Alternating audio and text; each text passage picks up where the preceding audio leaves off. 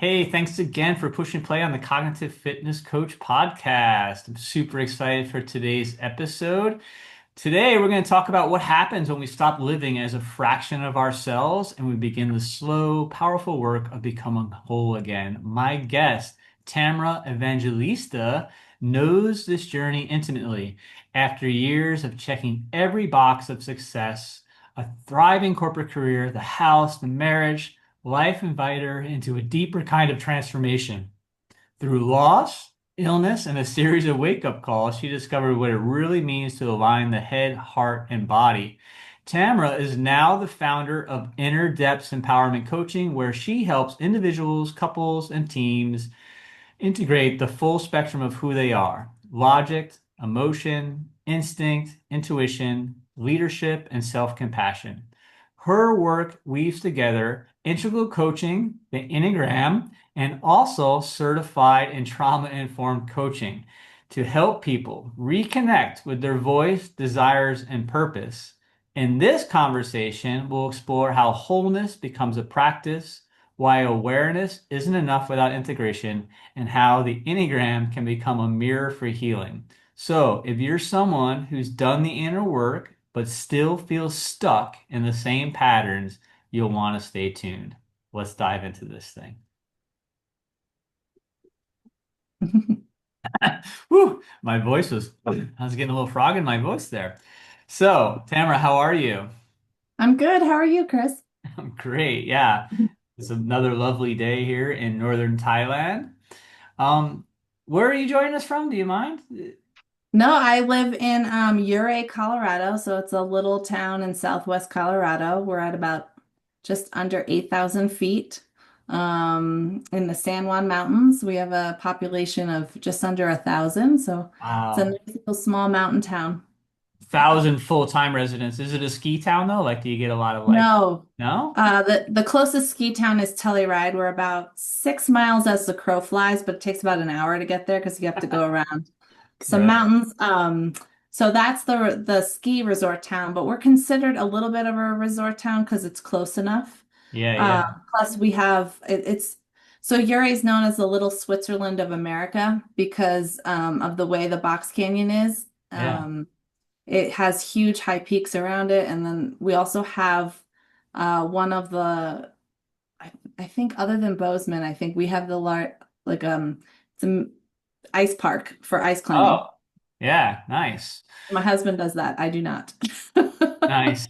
Yeah, I saw some videos. So that's it's funny. So you bring up your husband. This is a first for me on Cognitive Fitness Coach. This is the first time I've had a married couple on because I had your husband on.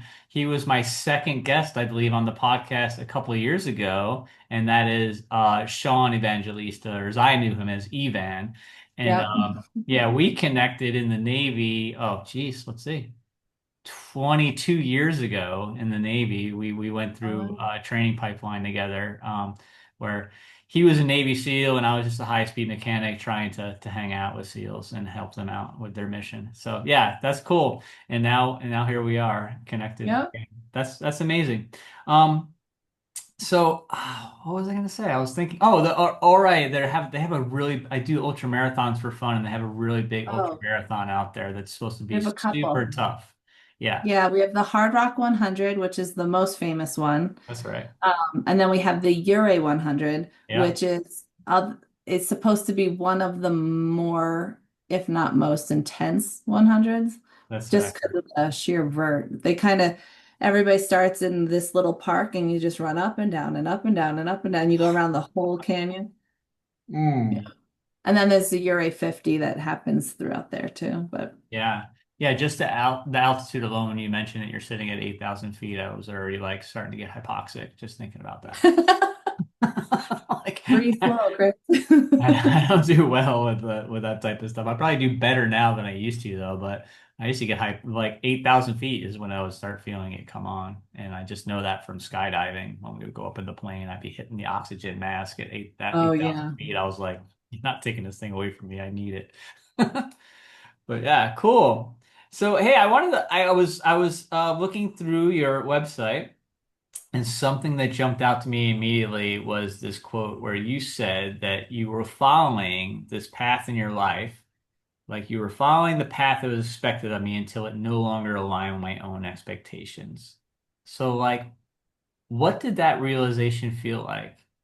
Like, walk me through that if you can a little bit. Um, well, yeah, so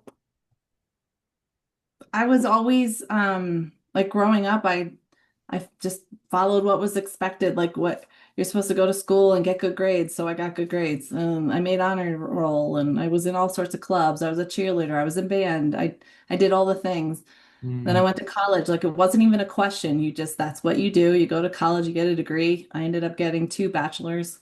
Um, because I'm a little bit of an overachiever. But it was, and then afterwards, I tried to go into my field, which was at the time psychology. That didn't work out. And so I ended up going into getting a corporate job. Mm-hmm. So you got to either keep going to school or get a really good job. Mm-hmm. And so I ended up in corporate doing payroll and worked my way Mm. up. Next thing I know, I'm in management. Um, got serious with a boy around that time, got married Mm. lived there. Just all of these things that you're just the check the box. Yeah. Tried to have kids, that didn't work out. Um, and then all of a sudden, I just started realizing that well, it was like a little later looking back, I realized like I was just getting approval. I was following what was expected because I didn't know any other way. Right. And anytime I slightly deviated from that, I would get, especially from like my family and mostly parents just because they want the best for you as well, so they know a path. So and when you deviate then you get the little groans or like, are you sure, and have you thought this?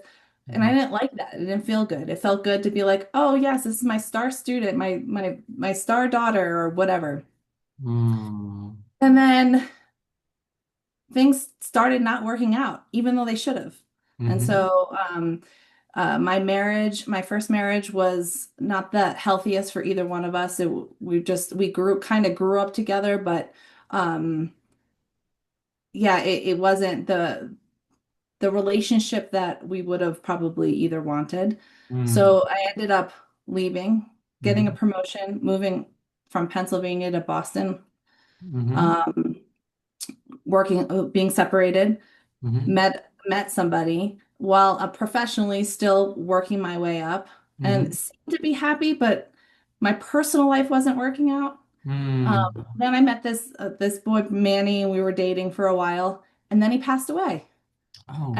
unexpectedly, unfortunately. And that paradigm, like that moment, was kind Mm-hmm. of a huge shift for me because I woke Mm. up and all the stuff that mattered no longer mattered. It just Mm. didn't make any sense anymore. And that was Mm. when I kind of realized that everything I was doing was this expectation, even though I had Mm. convinced, I had even deceived myself that this is what I wanted.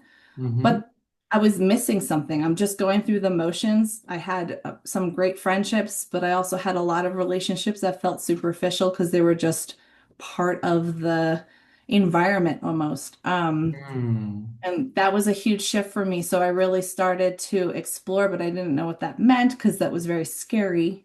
Right. Because shifting out of that path, now I didn't know what the future would bring. And I ended up in this really liminal space where just anything was possible and everything felt Ah. overwhelming. So that was the start of the new path, I And guess. and what helped you like get down that path and navigate that path? Was there anything that you were doing that was really helpful for you at that time? Oh, absolutely. At the time, I was in coaching. I was working with a financial coach. Ah. Um, and I had finally gotten myself into a department at my corporate job that I had some really good peers. I had a really strong partner. We co-managed this national department. And she was super, super supportive. And then Yeah. my financial coach saw something in me because I was able to take what we were doing and make it actually work. I went from a lot of debt from my separation and divorce to Uh-huh. actually having savings. And so she ended up hiring me on the side to try out some coaching. I was her accountability coach. Nice. It was Own Your Money, Belinda Rosenblum, just to give her a shout out because she was amazing. So I met with some of her clients once a week for 15 minutes a week and like helped hold them accountable to whatever their path was, whatever their plan was. And I really enjoyed it. It was like my favorite time of my week. The other piece, because I was talking with Belinda and I was really frustrated with what was happening at work, and um, we started breaking down what I liked at my job, and it all boiled down to I liked interacting with my employees Hmm. and helping them develop. I had a team of high performers, and I was helping do some leadership development for some, and Yeah. others were just trying to find the right fit for them. And sometimes that also meant helped them kind of leave the company to find something that like fulfill their own dreams. And between that and accountability coaching, we finally figured out that it's the interaction, the relationship, the development stuff, the coaching, basically. Mm. So she encouraged me to explore that, and there was a couple other people that I knew through my job that had some recommendations, and I did. I ended up in 2019 joining New Ventures West Nice. professional coaching certification course and started down that path. And then halfway through that program, which was a year-long course, I resigned from my corporate job after 16 plus years to Wow. focus on my training. And luckily, I had a partner who was very supportive and could help during that time. So there was a little Yeah. privilege there, but um, it was a big leap. But yeah, that's how I found coaching, and really transformational. Mm. Um, the next couple of years, and really my whole purpose of doing this is I would love to share what I experienced with my Yeah. own growth. I'd like that to be a gift for others. So Yeah. that's really where my passion comes from. That's amazing. Let me ask you, when you took that big leap, here you leave a 16-year career, and starting into coaching, like what fears, if any, began to Oh, surface during those times, and how did you move through that? well, identity was a huge one. Mm. Um, so my particular personality type really holds on to identity. Hmm. And my whole shtick was I was this payroll manager. This is what I did. I'm also a Zumba instructor. And I like like if you were ask me who am I, Right. what context? What do you mean? Like I knew how to tell my story based on what you were probably looking for. And so once Right. I left corporate, I was like, okay, well, I'm not a coach yet. Well, what do I do? Well, I don't know. Okay, I'm a student, but that wasn't right. Like, so Right. that was a big fear was what do I become? And Mm. what does that mean? Um, and then just logistics. I get caught up in pragmatic stuff like, okay, now I don't have a job. Where do I get my health insurance and savings? And what if this doesn't work? Will I ever Mm. be able to find another job that I could stick Mm. with? Because I just kind of grew my career and from the ground level, and that was really overwhelming. Yeah. Was there a point where you realized, hey, this is gonna work?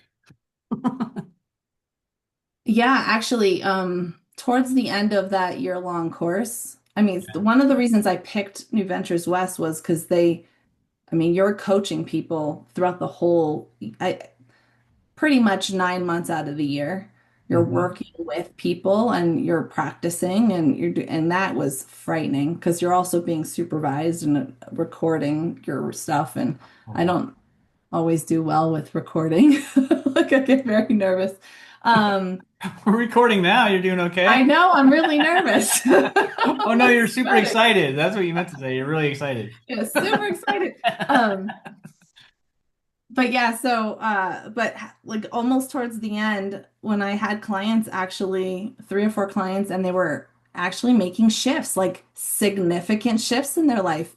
Right. And it really felt good to them. And Mm, they saw a new way of being that felt more empowered in some way.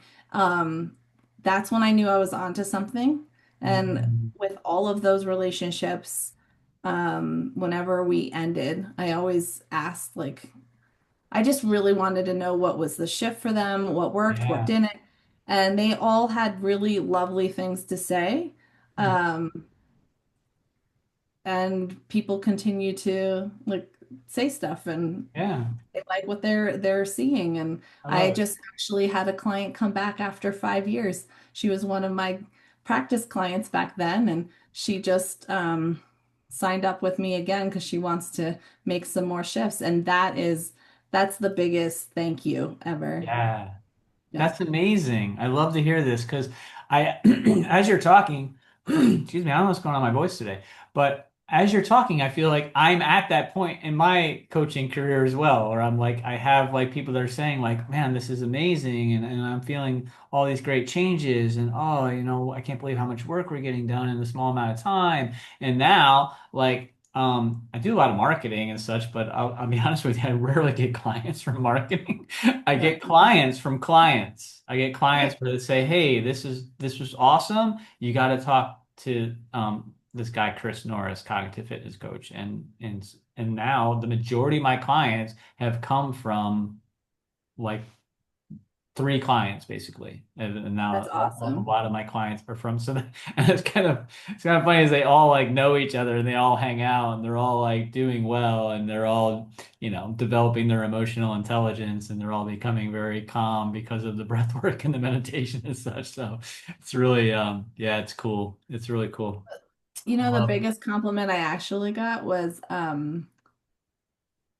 that coworker of mine, my friend Mhm. Carmela, when we worked together for 4 or 5 years, and we still are in touch, and she's still a really good friend. Yeah. And I remember about a year or two after I left, we were talking on the phone, and Mm. she says, "Something's different with you. You just feel so much more calm Yeah. and more centered." And I thought that was the best compliment because Yeah. I don't always, you don't always feel the way Mhm. others people feel you. And Yeah. I know I've had a shift. I feel more me, Hmm. more whole. Yeah. But to hear somebody who knows me really well, Yeah. notice that shift as well. That was awesome. Yeah, that's really cool. I actually had someone give me one of the nicest compliments I ever received in my life on this podcast. Oh, Yeah, Scott Winter, you're listening, Scott. What's up? Yeah, he said that I like myself more in your presence or something. Now I can't remember like oh, now I'm like, am I screwing it up? But he basically you're said that. paraphrasing. Yeah, It's yeah, I'm fine. paraphrasing. There you go. That yeah, he said I just he liked I like myself in your presence. And he said basically said that I'm able to hold that space for him and allow him to be his full and authentic self. So I thought that was really cool. And that was during the podcast. Oh, wow. Yeah, That's cool.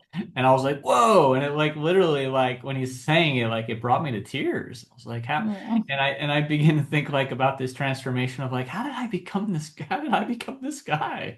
Because I wasn't always this guy. I used to be really I was a hot mess for a long time. But I've been working on myself for almost 2 decades now, really. So yeah, this is what you get. Awesome. So hey, you talking about like your coaching work works on like aligning the head, the heart, and the body as a whole, right? So yeah. what does that like alignment look like for someone that's perhaps has been disconnected for years and years? Like, let me just say, like, where do you start? Is there a starting point that's consistent with clients, or is it different for No, everybody? it's different because we're all unique humans. So Mhm. you have to get to know the person a little bit. Because where you if you follow the integral method that I'm Mhm. sort of trained in, it is about alignment and really Mhm. coaching the whole person.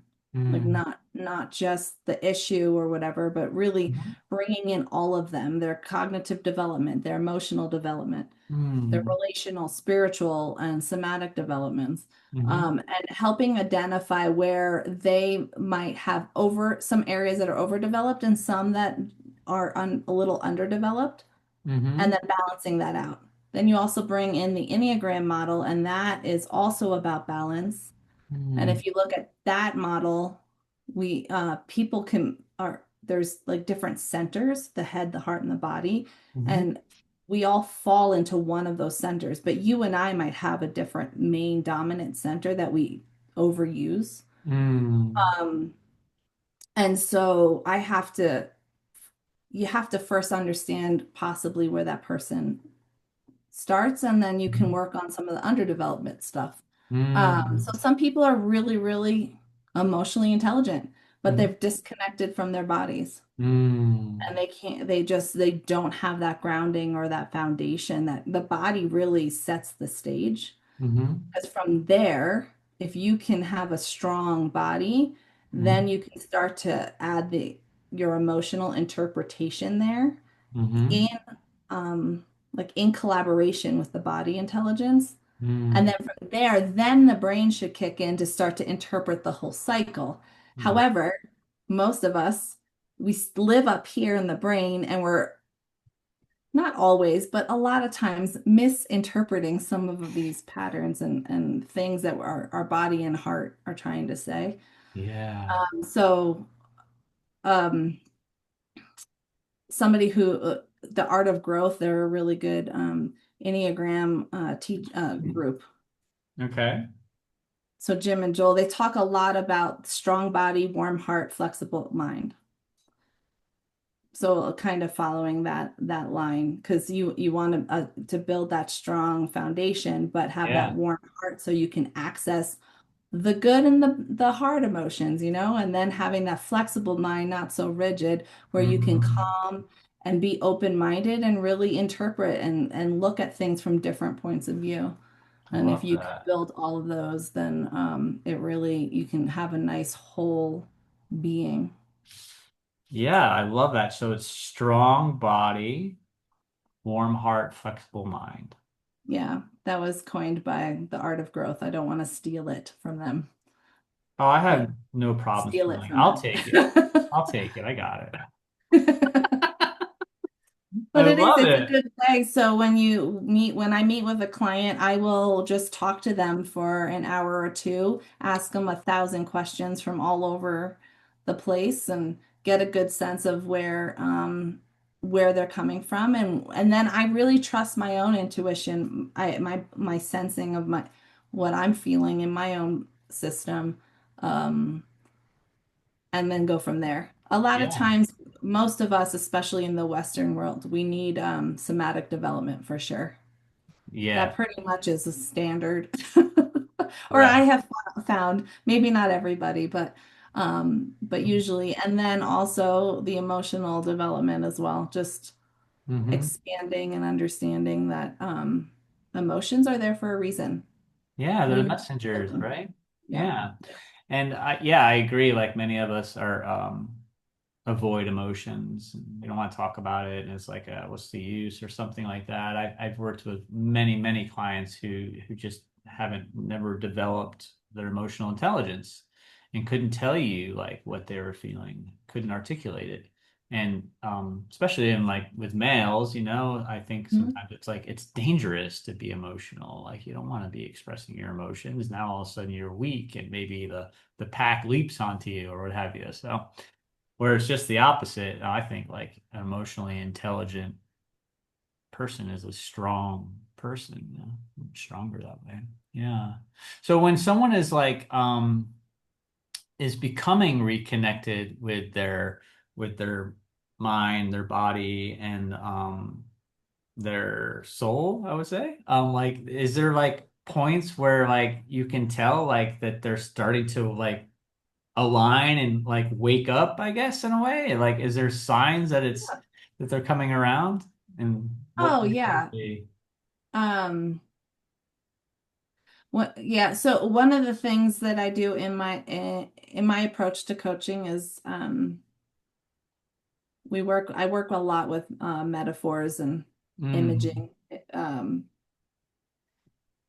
that's just how my brain works. I think in mhm, pictures. And so I mhm, describe things in pictures and um so we like identify where they current might be and then where we might be moving towards. It doesn't mean they're going it's like they have to become this archetype, but mhm, it's so that they can see the shift, the slight shift. And we mhm. try to do it small, not a huge like start here and now you become Mother Teresa. Like that's just not happening. But just using metaphors and so it helps people to connect with it. And then in between sessions, we do like self-reflections, having them get to know themselves through some different questions, and we rotate those and then a somatic practice and some other practices to help them start to embody whatever we're working towards. Mm, Baby steps though, like we build up to it. And when they start to actually connect with the homework, because usually the first couple of sessions, it's, well, I didn't really do it, or I didn't really understand it, or why are we right, doing this right. again? And what is this? So when they start to connect with the homework and they get excited about some of the things they're discovering and unpacking within them Mhm. from their reflections, that's when I know that they're shifting. Mm. Okay, cool. And It's that very pragmatic. resistance, like that resistance to the homework and such, like in the first couple sessions, that's very natural, right? Do you just and you roll with It's that? it's natural, and I always share, but for many, there's this sense of shame or guilt or whatever, because, we're Mhm. raised, they have to do homework. That I explain that the resistance to whatever we're working on Mm-hmm. is just as important. And it tells me even more than even if you were to answer the questions and did them all correct. Right. Resistance itself is the same as doing the homework because you learn a lot about what people avoid or procrastinate or where their fears are because you don't know people during intakes they're not going to necessarily say I'm super afraid of looking at myself and blah blah blah blah blah, but when Right. you start to ask some questions like when did I feel small today or whatever and they don't do it, then you just, well, what's getting in the way? Well, I don't know. I've even had somebody just do reflection on why they don't want to do a reflection. Yeah. And Yeah. that's been as simple. Like it doesn't have to be this huge, monstrous Mm, shift. hmm. Change happens in the small. Right. It's the small stuff of life that really has the power. Yes, we can have one huge experience that makes a big difference, but it's those little increment chipping away, Mm, building blocks that mm. really make the difference. Yeah, that resistance, I mean, reminds me of like with parts work, like it's a protective part, right? And Yeah. then like I relate back to my own story, like, and I'm thinking about when I did seek help in 2007. I remember being at an inpatient rehab, and they're like, "So how much do you drink?" And I was like, "Well." I'm thinking to myself, like, I want to tell them like how much I drink to get into this rehab, but I don't want to tell them that the whole truth because I also want to leave this rehab someday. Right. So, so I was like, I'm just gonna tell them like a third of what the truth is. And even when I told them that, they're like, "Oh yeah, yeah, you're doing inpatient like Oh, 45 days. Like you're not going home today. Did you bring your toothbrush? But that was with the Navy. That was old. Yeah. okay. But yeah, so that protected part. Yeah, I get that for sure. And then yeah, that's expected. The resistance is expected. And then we talk to that part and then we eventually get to the part that's it's protecting. And then Yeah, I see real pretty change much begin to happen. everybody has resistance. Mhm. I get surprised when somebody doesn't have resistance. That's Mm, very exciting because then you can do a lot more stuff quicker. yeah. go deeper a little sooner, but it's not on my time frame. I'm here to meet you Mhm. where you're at, and Yeah. we go as slow and as simple or as big and complex as you have the capacity for, and what's going to be best for your own development. If Yeah. you're one that always goes big, going slow might be the right answer, Yeah. And or I think vice that's versa. part of your trauma informed training, what you're talking about there too, you know? A little bit, yeah. Yeah, for sure. So talk to me about the Enneagram. Like, can you describe it as a model? And Yeah. yeah. I'll do my best elevator pitch. Okay, let's Um, go. Yeah, so it is a person, it's considered a personality model, but you've heard of DISC or Myers-Briggs or any of those. Hmm. The Enneagram goes deeper than just behavior. It goes down to pretty like a psychological level or almost, and it's talking about the motivation that underlies what causes you to do certain behaviors. And Mm. so the model's been around, has roots all the way back to way beyond like 600 BC type of roots. But Wow. the model itself today is, yeah, there's 9 different personality types. Hmm. There's 3 body types, 3 head types, 3 heart types. Okay. And we have all 9 types in us. It's just somewhere along our development as little baby littles, we discovered one particular strategy or one type um, that worked for us, that kept us safe, that helped us to keep going. And Hmm. so over time, that got reinforced and reinforced and reinforced, and that becomes our Enneagram type. And that doesn't change because it's so hardwired in. However, there's what's really awesome is it's vertical development using the Enneagram. So you can move up and down in health. Mm. Um, and the goal really is to start to get more access to all 9 strategies again, because we Mm. have them all in us. It's just we have to sometimes reconnect and practice shifting and trying out different strategies. Mm. And then there's some instincts that are tied into there that help to shape. Again, it's you overdevelop one area and there's an underdeveloped, and it's all about kind of working to really be aware. I call it a map to of either a map of development or a map to balance. Mm. Um, it also can be used for spirituality development as well. It's a spiritual tool if you choose to use it that way. Yeah. Um, yeah, it's in so many things now. It's Yeah. gotten a little mainstream, but and there's some be careful who you learn from because there's a variety of theories out there, but um, it's probably been the most transformational model I've ever used. And I've Mm. done a ton of different things in my corporate life and just Mm. over my lifetime. Nice. So, Yeah. and you say you're like type 3, is that correct? Type 3 is Yes, your the model? achiever or performer. So it's in the heart type. Uh-huh. So kind of what that means is the way I process stuff coming into my system is first through the heart center, Uh-huh. then through the head and body. You still use all of them, but you have the first one. And so I can be very attuned to other people's emotions. I can sometimes feel other people's emotions. It took me a Mm. while and a lot of emotional intelligence work to realize of what's mine versus what's yours, because I actually can pick it up Mm. and can be confusing. I think, well, I'm Yeah. sad. No, you're sad. I'm not sad.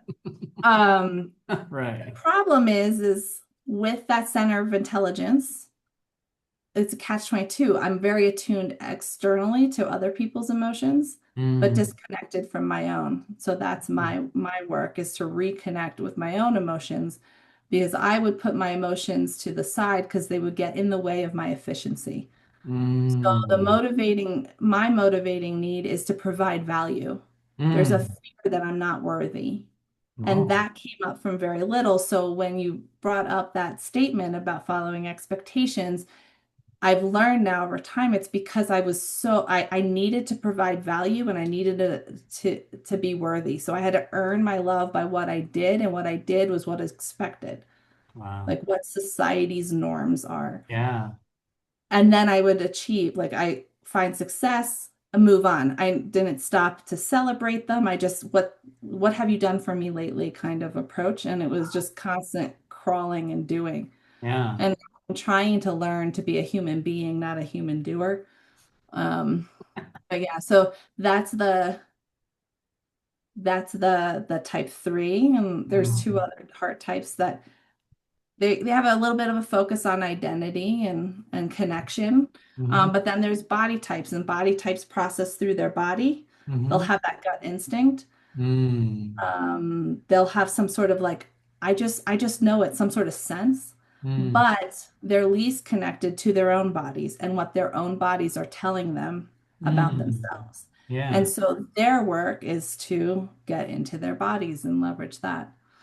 And then head types, same, can process and do so much cognitively, Yeah. but are disconnected from their own ability to slow their mind and really focus. Mm. And so that's some of the work that they could do. And then also working with the other centers and Wow. balancing.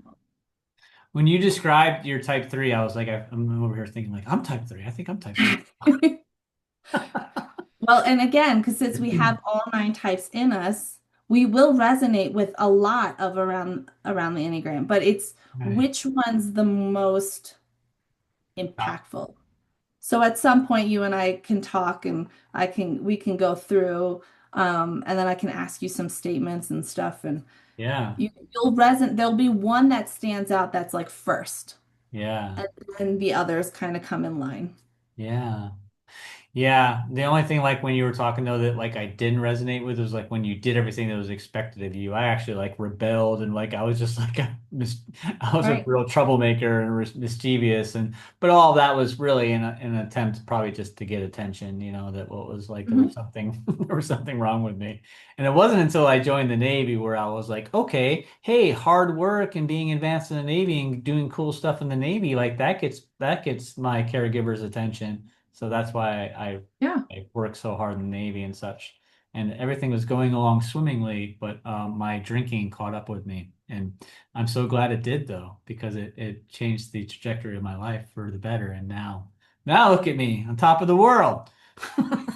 Well, and that's where like trauma-informed work also works with the Enneagram as well, because all of our Mm. personality types are a lot of times caused by some sort of stressor, Yeah. right? We create this narrative or this story unconsciously Mhm. as little interpreters of the world, Right. um, and we create these personalities to protect us from whatever this narrative is, right? Yeah. Like Oh boy. for Sean, my husband, he's a type seven. Type seven is very outward looking.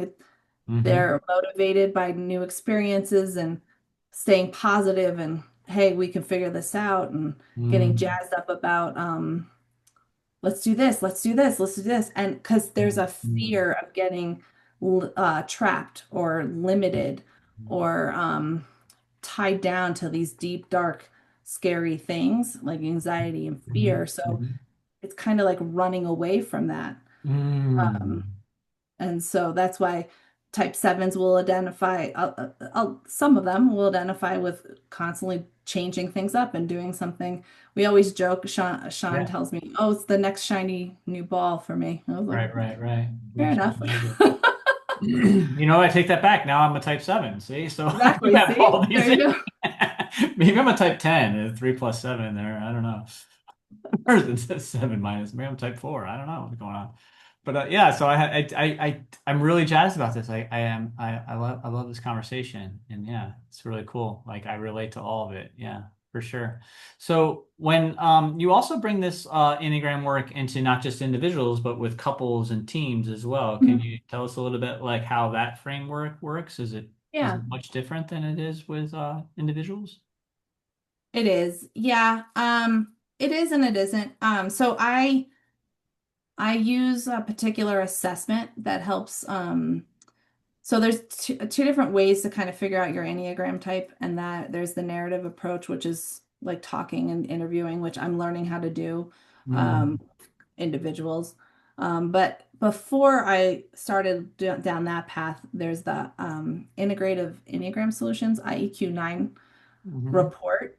So it's an assessment that I use and I'm accredited to use it. It's you just can't do it without somebody who has that training. mm, And I use that with couples, so they have a really cool couples report. So I'll have them do their assessment. I'll debrief to make sure it fits. You still have the assessment's not 100% accurate. Like you still need to have a conversation and debrief. And then they have a couples report with, so if everything sounds and people relate to it and resonate, the report kind of has all of these different topics. And mm, so then what I just do with couples, I will stress, I make sure I do vet my couples because I am not a couples therapist. I mm, am here to work with couples who feel like they have a good relationship and hmm they're trying to deepen their relationship or take it to the next level or just talk through some stuff in a healthy manner. hmm And of course, there's always stuff that comes up and that's fine. But if things aren't solid, I'm not the right person for you. But I will vet them and we will have that conversation. Right. But I help facilitate some of those conversations to talk about, well, hey, I like to always work out in the morning and then I'm trying to think of an example. The one partner likes to work out in the morning and Mm, gets all their errands done and then they go to work and the other couple likes to just go to work and then do everything in the evening and they can't seem to make it and there's some reason for that and a lot of times it does come back down to type and just the way they're kind of wired, not necessarily the behavior itself but the thing that's happening behind the scenes with that, mm, and that's what I help facilitate that conversation and how can they meet each other in the middle or make small little shifts to help understand and leverage the strengths of the other person's type. mm. And just be aware of some pitfalls that might get in the way and start those conversations. Yeah. So that's what the couples work. And then with teams, I've Yeah. been, yeah, introducing that into organizations has been very interesting. Um, There's a couple different ways that we can do it, and I'm in another certification course for that. So just Nice. learn new Nice. tools. Um, but when you understand that not everybody thinks like you, hmm it helps you understand that there's there's a middle way. Mm, And so one other way is that people don't necessarily like, especially in organizations, you're not necessarily having a conflict with another person. hmm It's your two perspectives, or the roles are having conflicts, and mm, trying to find some middle ground there, or just understand that, hey, when you and I are talking to each other, I might be coming from a heart perspective hmm and I'm forgetting one of my other centers. And you might be coming from a head perspective and forgetting a center. And so we're just slightly missing each other. Gotcha. So if we can start to learn how to talk with all three centers, we'll eventually connect with that person. Wow. For example, I paint this picture. hmm Sean, if Sean and I, so Sean's a head type, I'm a heart type. Yeah. The best example I can explain this is if we get into a heated discussion, I'll say. Spirited. Yeah, spirited discussion. I like to, like, when I'm talking at that point, I'm not really grounded and I'm working on that. But I will paint a picture because I'm speaking from my heart center, hmm and the heart doesn't necessarily have concrete language. hmm It's more like a Bob Ross painting. And I start over here and you have to stay with me the whole time until the end, and then you see the pretty little trees in the mountains. Unfortunately, that doesn't always work for Sean. He's a head type, and every word has a meaning and it matters. And I misspeak all the time. And before we discovered this, he would stop me and be like, that's wrong. I would go, well, you know what I meant. No, but you said. And we were constantly doing that. So we are learning I'm learning to be more deliberate with some of the language I use or ask him to just let me paint the picture. Mm, He's learning to slow down, have some patience while I paint said mhm, picture. And mhm. I'm also learning to listen to his words and know that he means what he means and picking particular language for a reason. Yeah. So it's fascinating. But if you learn that in an organization and how Mhm. different organizations work, it can help build some bridges and Yeah. reduce judgment. Also, the team itself, like if you're a particular team with the makeup of people, the team creates its own type and Mm, has certain strategies. Some teams are heart types and they think about their people, but they're not really great with business strategy. Other mm, teams could be really good with pragmatic goals and this, that, high achieve, but they forget to include the people or they forget mhm, to include, I don't know, more research or mhm. whatever. But yeah, Yeah. so it's it's been an interesting journey going into organizations, and Yeah. I really want to start working with local governments and nonprofits actually instead of corporations. So that's really where I'm looking to shift my teamwork Hmm. or organizational work. Yeah, it sounds really interesting. I'm sure it brings up interesting conversations around the water cooler, that's for sure. And I think Oh, really yes. related to what you're talking about with your husband and yourself. Like that sounds like my wife and I. Like where she and now I'm convinced she's the type 3, I'm type 7. Yeah, it sounds exactly like it because I will be like, no, wait, you said this word and that means this. And so I'm very like, try to be very logical around it. And her thing is like, just go with it, go with the flow, just go with the flow, go with the flow. You Stop. got to get the Stop. sense, like feel the energy of this conversation. Right, right. Yeah, that's exactly my wife. Read between the lines, but some people, their brain, they're not able to do that. Yeah. Right, yeah. Um, in your own in your practice and also in your personal life, like you talk a lot about like how like, you bring joy through movement and play and such. Like, could you talk a little bit about like for your personal practices, like what helps keep you grounded? What is the thing that you continue to go back to in your personal life? Okay, this is gonna be funny, but Zumba. So 15 years ago, I discovered Zumba. I Hmm. became an instructor in 2010. Um, and it literally it helped build confidence. It helped me build well, one, just exercise alone, right? And now I found something that not only am I getting exercise, but I'm helping others and I'm leading others. So it held me accountable as well. Because I don't like to sweat that much. But I do love to dance. I grew up dancing, and so Amazing. this was a really good kind of combo. And it really did. It helped me build enough confidence and self-esteem Hmm. for me to leave my first marriage. It kept me going during some of the really hard days Wow. after that till I met Sean. It's something I was able to do after I left Boston and moved out west, and I'm still doing it. I'm probably teaching more now than I was back then, which I don't understand. My body's confused by this, but I know that when I do have a bad day or Hmm. I'm feeling really tired or anxious, I get really anxious a lot. Definitely have anxiety thing. Uh, Mhm. and I feel like I don't want to go teach, but I do anyway. Every single time, it's never a bad decision. It's always the right decision. I love that.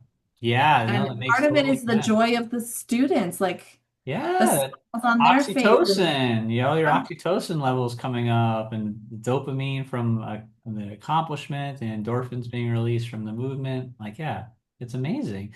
And it's my wife again is also so here we go. This is why she's type 3, also a big Zumba person. Like she oh, started Zumba really? I dancing. didn't Yeah, she know started that. Zumba dancing. And I always thought to myself, like, she should get certified to instruct because like Absolutely. when you go to a Zumba class and you look out amongst the students, like you can pick her out of like, ooh, that girl is really doing it. Like she's got the Yeah. moves, right?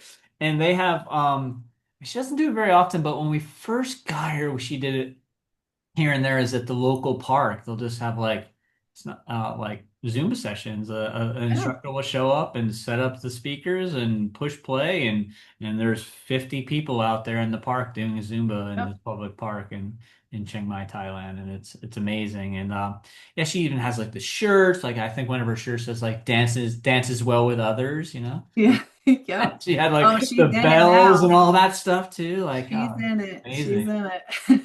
Yeah, it's really cool. But Um, yeah, that's my physical practice. And then yeah. I do try so it's do as I say, not as I do. Okay. Because I do try to do some sitting and meditation, and I'm really Yeah. inconsistent with it, but I keep coming back to it because for me, especially as a type three, it's Mm, go, go, go, and hmm to sit and not do anything and be okay with not being productive in that moment. mm, Um, but yet you're still, it's a grounding and all the benefits of yeah. of it. Um, so I always keep coming back to it, especially when my life starts to feel like it's starting to float. I'm hmm like, okay, I need to redo this. And then Yeah. journaling, that's another practice that I I have starts and stops, but I Mhm. there's definitely most definitely a benefit there. Yeah. I'm not a big journaler, but again, it's like do as I say, not as I do. I think Right. it probably works for other people really well, and maybe it would work for somebody listening. But meditation, I know for sure like that works for me. Um, and I've been had a consistent meditation practice for a decade and been leading Right. meditation and teaching meditation and have started some meditation groups. I've even like brought it to the military. When I was in Japan, I used to go around to different companies and talk about mindfulness meditation to the Air Force and the Navy, Yeah. and people were jazzed on it. Yeah. And yeah, I went to my first meditation practice like a decade ago called Mindfulness for Veterans. And I haven't stopped. Like I remember thinking on the drive home, I'm like, I don't know what like black magic they did on me while I was in there, but I'm like, I feel like I haven't felt in a long time. Like it felt like Right. I for as long as I can remember, like it literally felt like someone just reached inside my brain and just turned down the dimmer switch, on my anxiety and my stress just a little bit. And I was like captivated and I didn't stop. So here I That's am awesome. today. Yeah, it's Well, literally maybe I'll have changed. to It take changed the one of your structure of my courses. brain. Yeah, I have. Well, let me do a little plug for myself here. I have one coming Yeah, out do on it. YouTube on Veterans Day. It's totally free and it's called Train Your Mind. And I'll release a new meditation every week for 6 weeks and completely free. Just check it out. Awesome. And I'm on Insight Timer too. And Oh, yeah, so cool. yeah. Yeah, check me out. Awesome. Kind of a I big deal on the will. internet. I know. I'm noticing. This is cool. I'm like with somebody super famous. Yeah, right. Cool. Hey, so I had posed this question to you a while back, and you said you still didn't come up with an answer, and that's Oh, good. I geez. like that. But I end every podcast with a question I stole from Tim Ferriss. It's called the billboard question. And the Okay. question is, if you had a billboard, and it can be anywhere in the world, but 1 billion people are going to see this billboard, similar to this podcast. Um, And what would be on your billboard? It can be a quote, it can be a quote from you, it can be a quote from somebody else, it can be a picture, it can be anything. But what's going to be on your billboard? Hmm. It's funny because first, when you introduced this to me, when we were setting this up, you said 1 million people. Now it's 1 billion. So now it made it bigger. But um, there, I have a quote here, but really there's a picture. And I would probably put them together. So the quote is, what if we were exactly what's needed? What then? How would, how would you live if you were exactly what was needed to heal the world? It's by Rachel no, Naomi Remen. Hmm. It's really about you don't need to be anybody else. You were born into this world to be you. Hmm. And how do we get you to live authentically as you? Or how do you step back into you? But the picture is my niece when Skyla, when she was 2, she was standing in front of a mirror and she had a princess tiara on and a cape. And she was just sitting there in the mirror. And I was behind her. I took the picture from behind her, and she's just sitting there with her arms looking at herself with the cape. And I have the picture. I can send it Oh, I love to that. you. Um, and honestly, it's kind of reminds me of like, well, what if I fail, but what if you fly? Mm, But just that picture of her kind of seeing herself in that cape is like, yes, that is her. She is all heart. She is uh has a tiara and a pink cape, and she's gonna take over this world when she grows up. And that is my billboard. amazing. I just thought I You're making me tear up. oh, My lip is quivering. I'm like, all right, keep it together, Chris. Keep it together because I still need to do the outro. that's all right. All Wow. emotions are accepted here. Yeah, I love it. Oh, it's so good. Yeah, I was writing that down too, the tiara and the cape and such. Like yeah, I love it.